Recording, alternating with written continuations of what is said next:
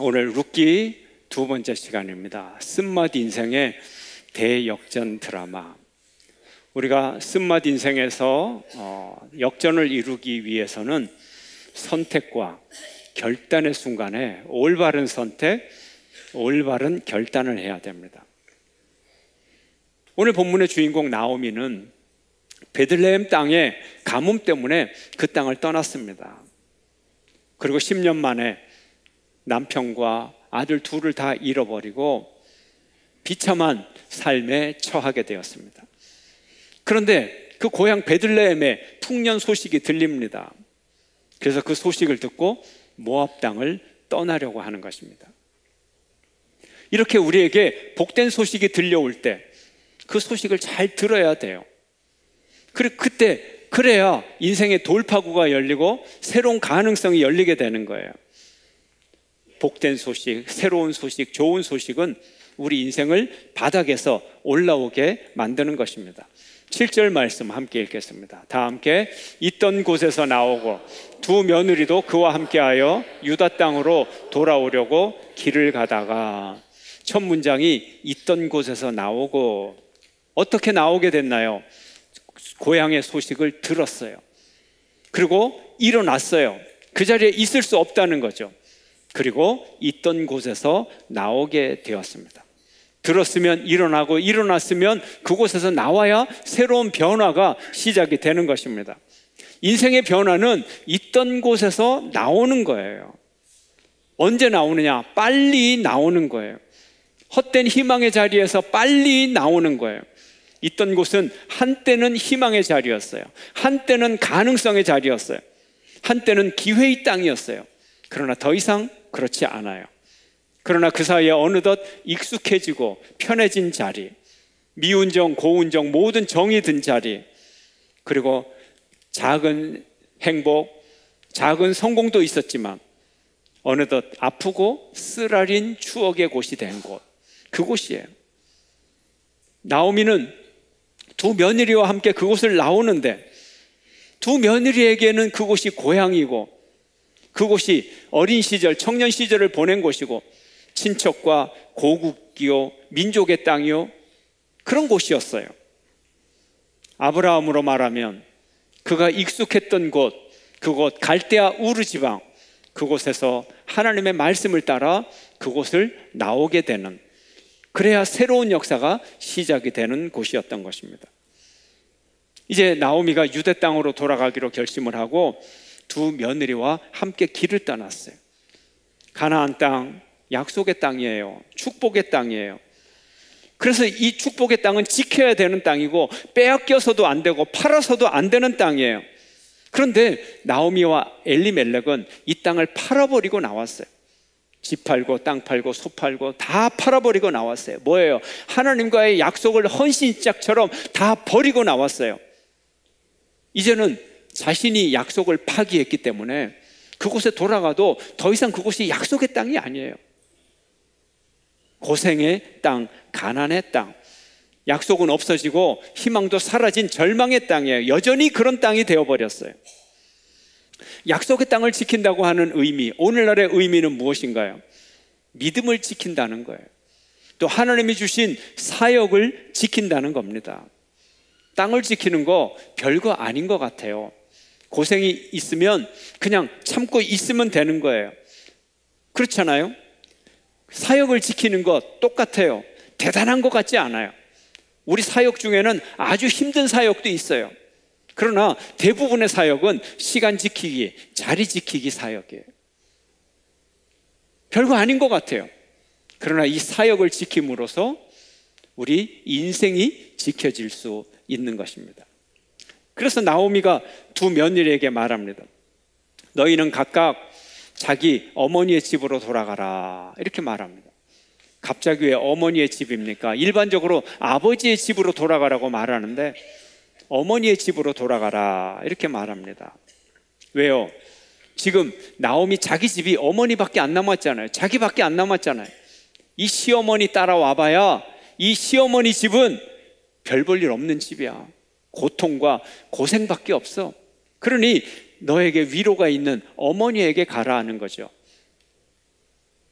자식들에게 어머니는 특별한 존재입니다. 특별히 딸에게 있어서 어머니는 더 특별한 존재입니다. 어머니는 어떤 존재인가요? 딸에게 있어서 사랑과 결혼과 성과 삶의 모든 문제에 대해서 가장 가까이서 상담하고 위로받고 때로는 야단도 맞고 이렇게 하는 존재, 그분이 어머니인 것입니다. 그래서 어머니의 집으로 돌아가라는 거죠. 또한 나오미는 남편의 집에서 위로를 받으라고 말합니다. 남편들, 이 며느리의 남편들 죽었어요. 어떤 남편을 말합니까? 새로 시집 가라는 거죠. 9절 말씀 함께 읽겠습니다. 다 함께. 여호와께서 너에게 허락하사 각기 남편의 집에서 위로를 받게 하시기를 원하노라 하고 그들에게 입맞춤해 그들이 소리를 높여 울며. 며느리 둘과 자기가 과부 3명이 한 집에서 살아가는 것, 별로 좋은 일이 아니죠. 그래서 며느리 보고 재혼을 하라는 거예요. 새 남편을 통해서 위로를 받으라는 거예요. 내가 이 상황 속에서 해줄 게 이거밖에 없다는 거죠. 시어머니로서 이 며느리들을 자유롭게 보내는 것, 이것이야말로 이 순간에 할 수 있는 가장 큰 선물이라는 거죠. 그래서 작별 인사를 앞장서서 합니다. 그래, 잘 가라. 어이 가, 빨리 가, 빨리 가라고. 근데 며느리들이 가질 않아요. 이 시어머니가 너무 불쌍하고 가엾고 그동안에 든 정이 있고 너무 애틋하고, 그래서 이 과부 3명이 헤어지지 못하고 부둥켜 안고 통곡을 하며 눈물을 흘립니다. 10절 말씀 함께 읽겠습니다. 다 함께. 나오미에게 이르되 아니니이다. 우리는 어머니와 함께 어머니 백성에게로 돌아가겠나이다 하는지라. 우리 도저히 어머니를 두고 떠나지 못하겠어요.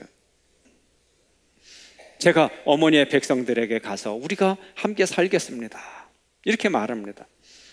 여기에 나오미의 평상시의 사랑과 인격과 이 가정에 있어서 시어머니와 며느리의 관계를 우리가 알 수가 있습니다. 참 문화를 불문하고 어떤 문화에서도 시모와 며느리 관계가 그렇게 좋지 않아요. 힘들어요. 가족이 되기가 너무 힘들어요. 게다가 인종이 달라요. 모압 여인, 더군다나 남편과 아들까지 다 죽어버렸어요. 그래서 그 모압 땅이 지긋지긋한 저주의 땅이 돼버렸어요. 고통의 땅이 돼버렸어요. 서로 원망하기가 쉽습니다. 내가 이곳에 괜히 와가지고 이렇게 하나님의 저주를 받았구나. 며느리들은 며느리대로 말합니다. 유대인들 하나님의 백성이라고 하더니 겨우 결혼을 했더니 내가 과부가 되었구나. 내가 이방인하고 결혼해서 내가 이렇게 고생을 하는구나. 서로 원망할 수가 있어요. 그러나 나오미는 이 며느리들을 고맙게 여깁니다. 그래, 너희들이 우리 아들과 죽은 자들, 우리 아들과 나에게 그렇게 극진하게 선대를 했으니 하나님의 축복이 너희들에게 있기를 바란다. 이렇게 축복을 해주게 되었던 것입니다. 그래, 빨리 가서 빨리 친정으로 돌아가고 빨리 새 남편 만나서 오래오래 행복하게 살거라. 이렇게 축복을 해주는 것입니다. 이 며느리들이 돌아가질 않아요. 그러나 나오미는 여전히 고통스러워요. 이 아이들을 내가 어떻게 책임져야 되나? 나는 아무런 능력이 없는데. 그래서 또 말합니다. 아니야, 이제 돌아가. 그러면서 오늘 성경 읽은 데 보면 장황하게 아들 얘기가 나와요. 이게 무슨 뜻이냐 하면, 그 당시에는 큰아들이 죽으면 둘째 아들이 형수를 통해서 자식을 낳게 해줘요. 그러면 이 자식을 낳으면 이 자식이 의지가 돼서 재산도 이어가고 상속도 이어가고, 그래서 아들이 있어야 되는 거예요. 그런데 이 집은 아들 2명이 죽어버리니까 이제 대신 아들을 낳게 해줄 또 다른 아들이 전혀 없는 거예요.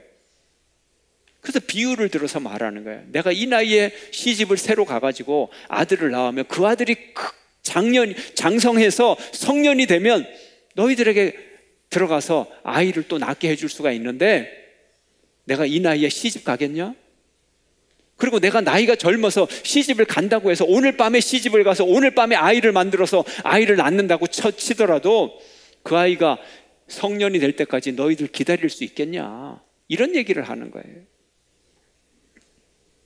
그러니 어이 가라고, 빨리 가라고. 두 번이나 권면을 합니다. 13절 말씀입니다. 함께 읽겠습니다. 너희가 어찌 그들이 자라기를 기다리겠으며 어찌 남편 없이 지내겠다고 결심하겠느냐. 내 딸들아, 그렇지 아니하니라. 여호와의 손이 나를 치셨으므로 나는 너희로 말미암아 더욱 마음이 아프도다 하매. 이제는 그런 가능성조차 없어. 나를 따라오면 너희들은 평생 죽을 때까지 과부로 살아야 돼, 이런 얘기를 하는 거예요. 그런데 더 결정적인 얘기를 합니다. 나의 이 고통에 대한 특별한 해석을 말합니다. 나오미는 재수 없어서 자기가 그런 고통 속에 들어간 것이 아니라 하나님의 벌을 받았다는 거예요. 여호와의 손이 자기를 쳤다는 거예요. 이것이 단순한 고통 같으면 너희들이 나와 함께 가도 회복의 길이 있지만 나는 지금 하나님으로부터 벌을 받고 있는 거야. 그러니 나에게는 오지 마, 나와 함께 하지 마. 이 고난은 피할 수 없는 고난이야. 이렇게 아주 무서운 말을 하는 거예요. 나를 따라오면 고난밖에 없어, 돌아가라. 이 말을 두 번이나 듣고 이것이 하나님의 벌이라는 말을 듣자 이제 오르바라고 하는 맏며느리는 시어머니에게 작별 인사를 하고 떠나게 됩니다. 오르바의 이름은 반항적이라는 뜻을 갖고 있어요. 그 이름처럼 시어머니 나오미와 떨어져 자기의 고향으로 돌아갑니다. 14절 말씀 함께 읽겠습니다.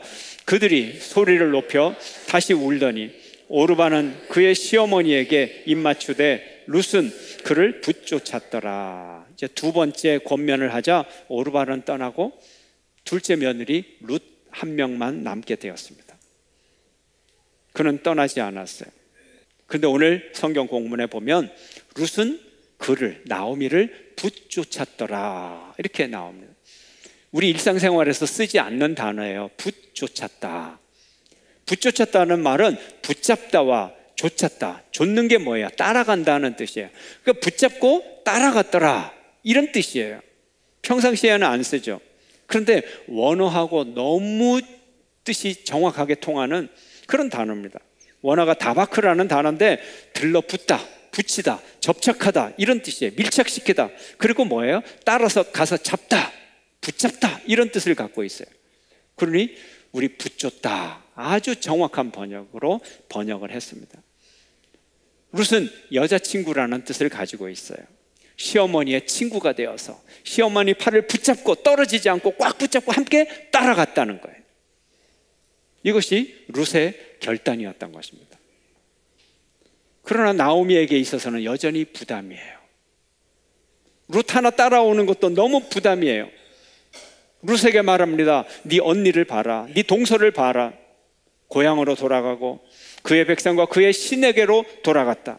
너도 너의 동서를 따라 빨리 돌아가라. 너무 부담스럽다. 이것이 나오미의 진심이었어요. 인간적으로 생각하면 이 나이든 이 늙은 나이에 며느리가 와서 자기를 보살펴주면 좋겠지만 정말 마음속 깊은 곳에서 그렇게 할 수가 없어요. 며느리를 꼭 보내야 되겠어요. 며느리들을 불행하게 할 수가 없어요. 이게 진심이에요. 이 나오미를 향하여 룻은 진심을 얘기합니다.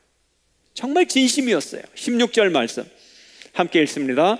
룻이 이르되 내게 어머니를 떠나며 어머니를 따르지 말고 돌아가라 강권하지 마옵소서. 어머니께서 가시는 곳에 나도 가고 어머니께서 머무시는 곳에서 나도 머물겠나이다. 어머니의 백성이 나의 백성이 되고 어머니의 하나님이 나의 하나님이 되시리니. 이제서야 룻의 마음을 알 것 같아요. 룻의 선택에 이유가 있었어요. 어머니의 백성이 나의 백성이 되고 어머니의 하나님이 나의 하나님이 된 것을 선택하는 거예요. 룻이 오르바처럼 동족에게로 돌아가지 않고 나오미를 따라가는 것은, 나오미를 붙쫓아가는 것은 인간적인 사랑 때문이었어요. 인간적인 정 때문이었어요. 늙은 시어머니를 홀로 보낼 수가 없었어요. 그러나 그것만은 아니었어요. 신앙 때문이었어요. 그 뒤에는 하나님을 향한 신앙이 있었어요. 어머니의 하나님을 보니까 그 하나님이야말로 진짜 신이고 왕 중의 왕이고 신 중의 신이고 창조주요 유일신임을 그가 알게 되었고, 이제는 그 유일신 하나님을 버릴 수가 없었던 거예요. 모든 희생을 당하면서까지라도 이 믿음을 지켜야 되겠다고 하는 룻의 결단이 있었던 것입니다.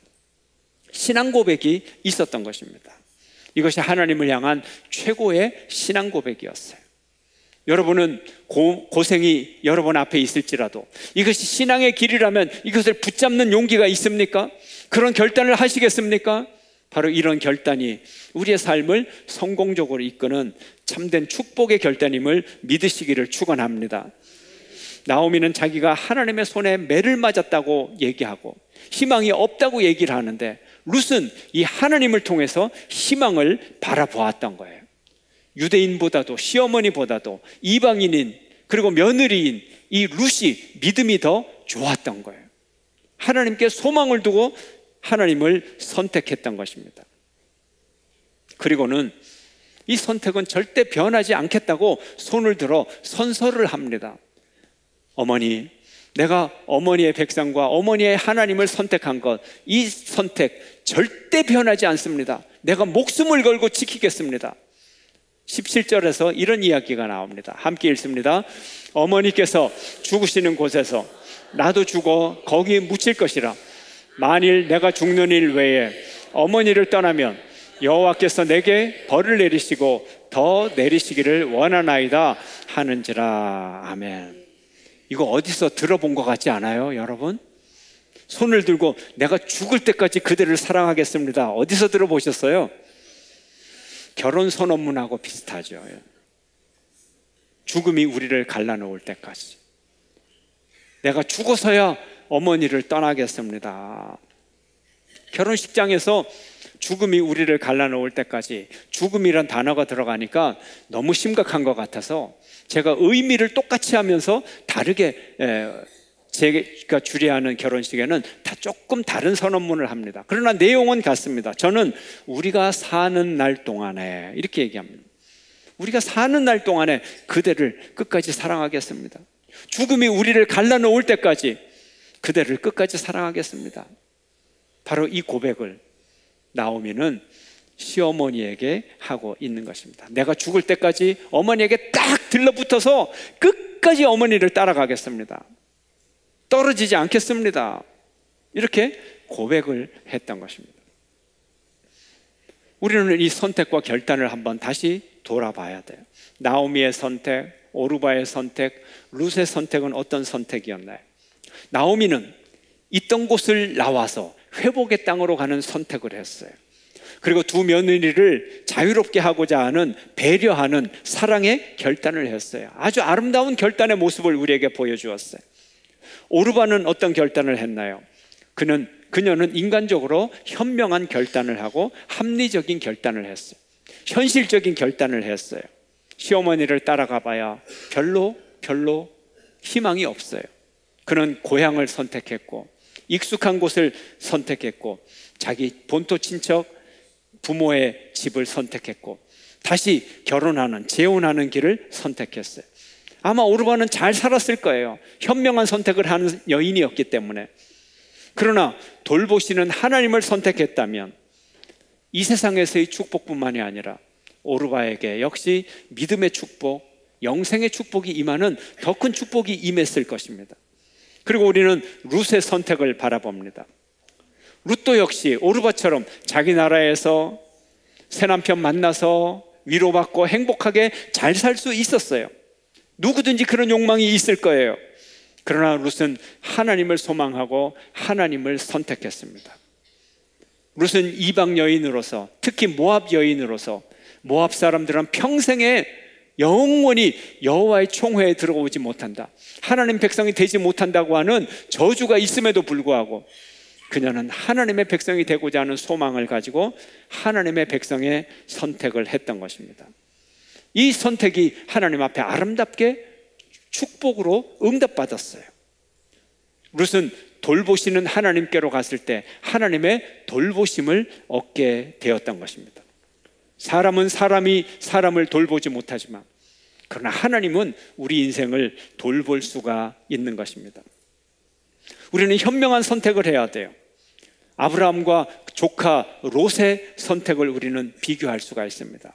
롯이 아니라 롯입니다. 롯은 아브라함의 조카예요. 어떻게 됐나요? 아브라함과 조카 롯의 재산이 많아지자 땅 때문에 싸우게 됩니다. 목초지 때문에 싸우게 됩니다. 이때 아브라함이 조카 롯에게 말합니다. 네가 먼저 선택해라. 롯은 어떻게 선택합니까? 인간적인 기준으로 물이 많고 목초지가 풍요로운 그곳을 선택을 합니다. 그러나 아브라함은 어떤 곳을 선택합니까? 하나님께서 그에게 나타나셔서 말씀하십니다. 내가 너에게 약속의 땅을 주리라. 아브라함은 하나님의 약속의 땅을 선택해서 나갔던 것입니다. 바로 이와 같습니다. 룻은 하나님을 선택했습니다. 이방 여인 룻의 선택은 그 당시 사사시대를 살아가는 이스라엘 사람들을 부끄럽게 했습니다.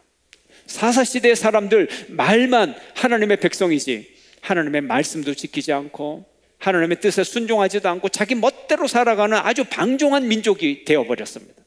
그러나 이방인 여인 룻이 이스라엘 사람들보다 더 하나님을 섬기고 더 하나님께 가까이 다가갔을 때 이스라엘 백성들 그 누구도 받지 못했던 메시아의 조상이 되는 큰 축복을 받게 되었던 것입니다. 우리가 우리 인생의 바닥에 머물러 있을 수가 없습니다. 우리가 계속해서 인생의 쓴잔을 마실 수가 없습니다.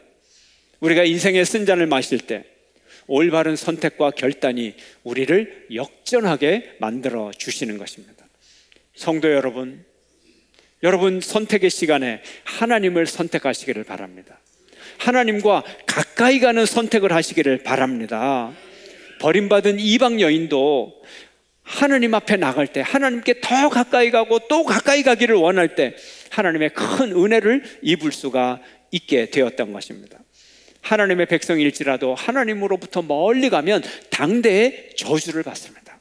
그러나 이방 민족일지라도 하나님께 가까이 오면 당대의 축복을 받을 수가 있습니다. 우리 인생이 하나님께로 멀리 떨어져 나가는 원심력의 그런 그 믿음을 가져서는 안 돼요. 나오미와 엘리멜렉은 한때 하나님께로부터 점점 멀어지는 선택을 했어요. 원심력이 작용을 했어요. 그러나 우리의 믿음은 하나님께로 더 가까이 가는 구심력이 있어야 돼요. 선택의 순간마다 더 하나님께로 우리가 다가가야 되는 것입니다. 믿음을 선택하십시오. 돈을 더 많이 벌기 위해 그래서 돈을 쓰는 여러분이 되지 마십시오. 한 사람의 영혼을 구원하기 위하여 돈을 쓰는 여러분이 되시기를 바랍니다. 예배생활, 봉사생활, 헌신생활, 이것을 잘할 수 있는 선택을 하시기를 바랍니다. 성도들을 더 많이 보살피고 교제하고 섬기고 나누는 이런 선택을 하는 여러분 되시기를 축원합니다. 하나님께 드리는 선택을 하십시오. 물질을 드리고 시간을 드리고 기도를 드리고 순결한 마음을 드리는 여러분 되시기를 축원합니다. 그리고 하나님을 의지하는 선택을 하시기를 바랍니다. 하나님의 자비를 선택하는 여러분 되시기를 바랍니다. 우리가 하나님을 선택하면 비록 내가 지금 쓴맛의 인생을 살아갈지라도 하나님의 은혜로 곧 기쁨의 인생으로 역전되는 은혜를 입게 될 것입니다. 여러분 모두가 하나님을 선택하고 여러분 모두가 하나님을 향하여 결단하고 인생 대역전을 이루기를 주의 이름으로 축원합니다.